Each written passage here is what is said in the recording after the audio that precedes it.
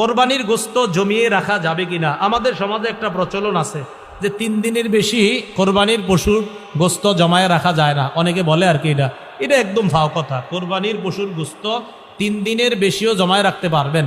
গত বছরের গোস্ত এবছরও পর্যন্ত যারা জমায়ে রাখছেন, যদি মনে করেন হুজুর এটা খাবো না, না খেলে আমার দিয়ে দিন, কি করা।